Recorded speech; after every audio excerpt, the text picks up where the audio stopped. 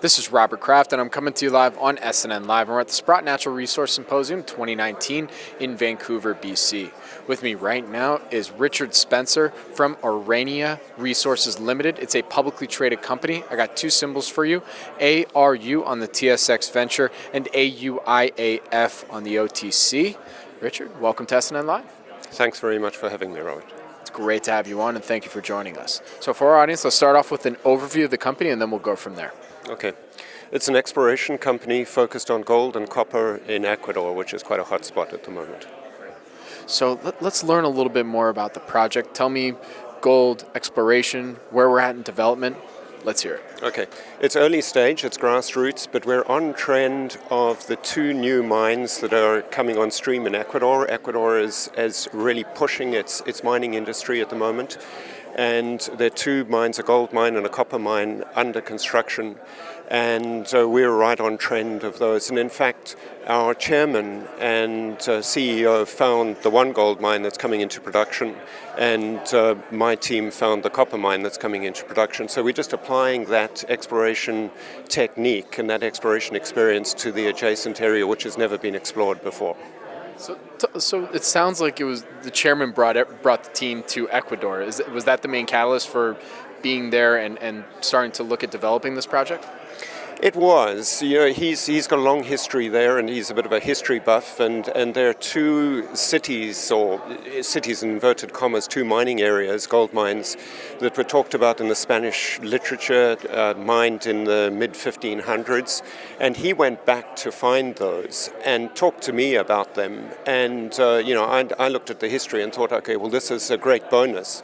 But what really attracted me was the potential of just being a long geological trend of these other mines where we had made discoveries before. So it was an absolutely compelling story for me. And is there any kind of drill results already available on some of the mining that you've done there, or do you have drill programs coming up? We've got drill programs coming up. We've started the first drilling. We drilled the first of 17 gold targets, and the drilling wasn't overly successful, and now we're moving on to the second of 17 gold targets.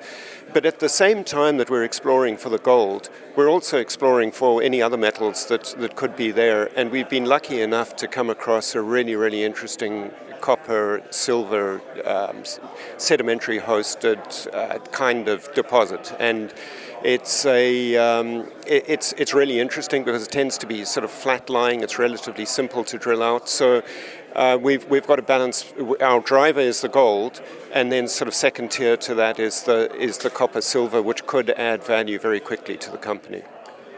And so you mentioned that Ecuador right now, they're trying to build up their mining industry and infrastructure, but I have to ask, what's been the historical geopolitical situation when it comes to the mining industry in Ecuador? Because, I'm sure our investor audience will want to know that, okay, it's stable for the near future, right?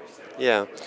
There was a mining history, a very good one at the turn of the century. There was a very big gold mine called Cerro Portobello. And but then there was a lull in mining. The exploration tended to be in the drier areas in Chile and Peru and Bolivia and all that. It's just easier exploration. Ecuador tends to be pretty jungle covered, so it adds a component of complexity to it, and it makes it not that easy. And then the government did some stupid things, along with many governments, like our own at times. And just recently, they've really recognized that their resources can drive the country forward, and they're putting a huge effort into responsible development of the mining industry. And what's your background? I mean, what brought you to where you're currently at today? I'm Zimbabwean originally, trained in South Africa, and then went to Ecuador to explore for a South African resource company, and actually spent 10 years there. Went there on a one-year contract originally and stayed for 10.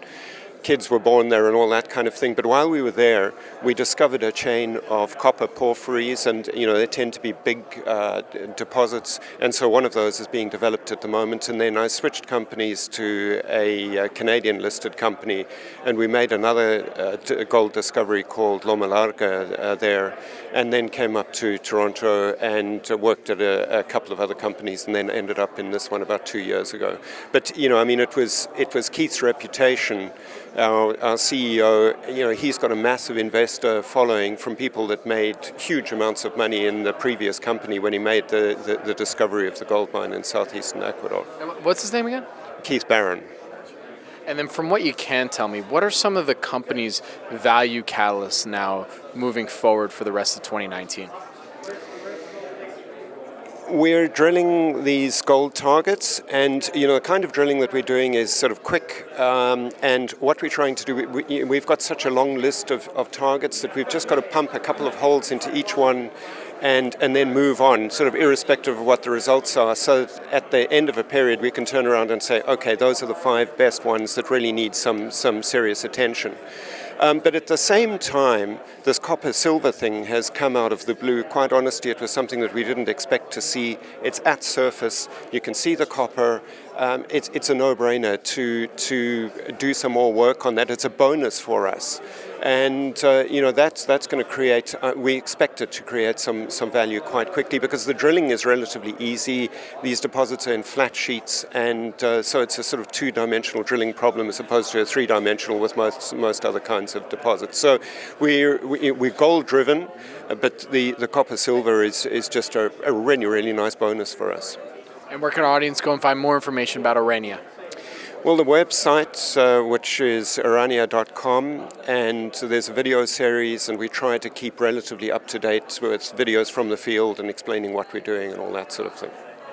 My name is Robert Kraft, and I'm coming to you live on SNN.Live. We're at the Sprott Natural Resource Symposium 2019 in Vancouver, BC. With me again has been Richard Spencer from Aurania Resources Ltd, publicly traded company. The symbols are ARU on the TSX Venture and AUIAF on the OTC. Richard, thank you for joining me today. Robert, thanks for having me.